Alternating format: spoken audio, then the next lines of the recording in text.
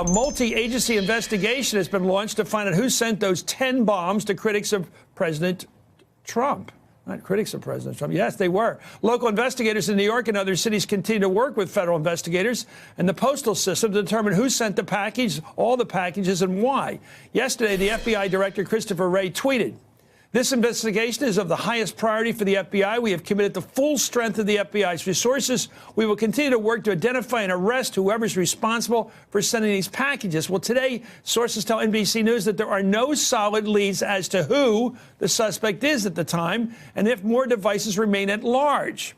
However, New York Police Commissioner James O'Neill assured New Yorkers that the individual or individuals would be apprehended. Let's watch.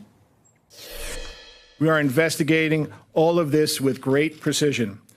And I can say with certainty that we will identify and arrest a person or people responsible for these acts. Well, two sources tell NBC News that the investigation is focusing on Florida because there's evidence that some of the packages may have been mailed from there. Well, that's something. Law enforcement sources also tell NBC News that some of the bombs were incapable of exploding, but it's unclear if that was accidental or an intentional design flaw, an intentional design that they couldn't blow up.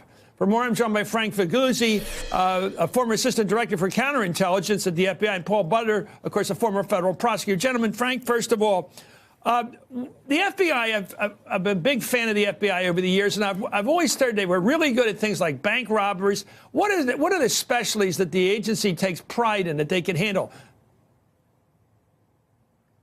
Yeah, so the FBI is at its best when it's surging its resources across the country and literally across the world. So I would not be surprised if we're at the point where thousands of agents are assigned to this. Clearly, in an office like the Miami field office, they have virtually shut down every other investigation, and everyone's working this case. So the numbers game is on their side. And then the famous FBI laboratory, Chris, never ceased to amaze me.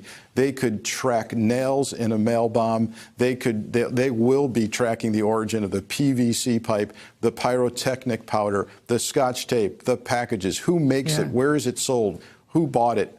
Biometric data, hair, fiber, DNA, fingerprints, all of this coming off the packages that literally speak to these lab technicians and scientists. So this is solvable. It will be eventually solved. But I will caution everyone who's theorizing on why this was done, what the motivation was. For the investigators tonight, Chris, they're not focused on that. They're focused on the evidence and where the evidence takes them. And it's actually dangerous to start falling into what I call the obvious trap. Right? It's obvious for all of us to say, this is some right-wing lunatic who's a Trumpster, who's lashing out at prominent Democrats.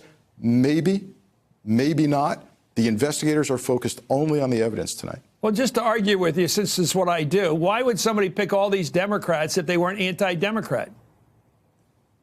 Yep. Let's talk about history and experience. Let's talk about the Unabomber, Walter Leroy Moody, the anthrax case. I worked on all of those to some degree, and some led some of those cases, including the anthrax murder in Boca Raton, Florida. When you sit people down after you catch them and you're waiting for the dramatic answer, why did you target this? The Unabomber, the acronym UNA, UNA, comes from University and Airline Bomber, right? And we sit him down, and what does he say about the airline targeting?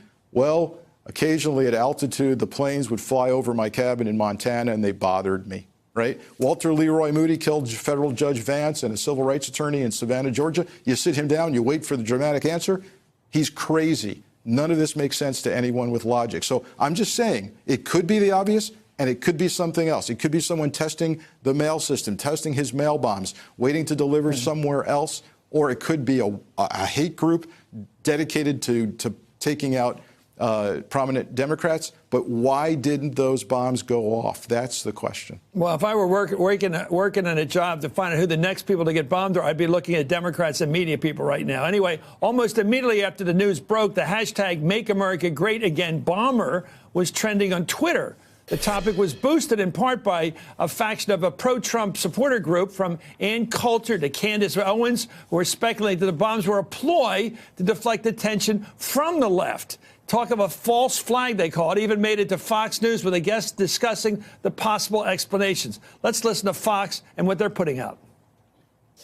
You talked in your notes earlier about the potential that it could be a false flag. What did you mean by that, James? Well, a false flag is they also call it black ops, some kind of an operation where a crime or a letter or something is done to make it look like it belongs to one entity when it actually in real life belongs to the other. And there could be someone in there, some Democrat, that, low-level person, I'm not suggesting anyone on the top, but who just decided, you know what, I'm going to put this out because 2 weeks before a major election, who's going to look like the bad guy here? The Republicans. Paul Butler, what do you make of that supposition? This comes from the top. So President Trump does not encourage rational, evidence-based thinking. He spouts these conspiracy theories, so no wonder that they trickle down. We can think of the president saying that President Obama was not born in the United States, or that Ted Cruz's father was somehow part of a plot to kill JFK. And so, again, it's not about rationality. And we know in July, President Trump said some of the scariest words ever from a U.S. president. He told the veterans of foreign war, don't believe the news. What you see and read is not real. And then there are other folks like Ann Coulter who have to know better, but want to use this tragedy as a way to stir the base or deflect attention from the president and his poisonous and violent rhetoric that creates the kind of atmosphere for this to happen. Yeah, it's the Groucho Marx line. What are you going to believe, me or your lying eyes? Let me ask you, back to you, Frank, about the option that we have to look at here.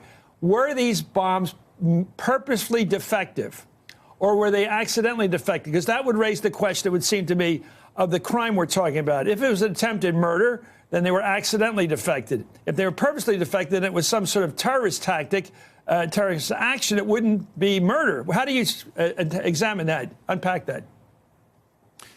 Yeah, it's a key question for me and for investigators as well, because it goes toward the heart of purpose, mission, and what's coming next. Because typically these mail bombers, serial killers, they don't stop until they're caught. So if the purpose here was simply to silence prominent Democrats from speaking out, that's not working. And he or she or the group sent these packages to places that they should have known had mail screening, right? You're talking about former presidents of the United States. They don't open their mail initially. So what was behind this? And it looks to me like this was an attempt to silence, an attempt to test the system for a next move, to send a message as we approach a midterm election. That's quite likely here. I think this person was capable of making bombs that could detonate.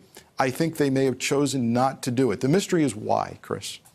Paul, what do you make about that? What the charge this person or persons is going to be facing once they apprehend him?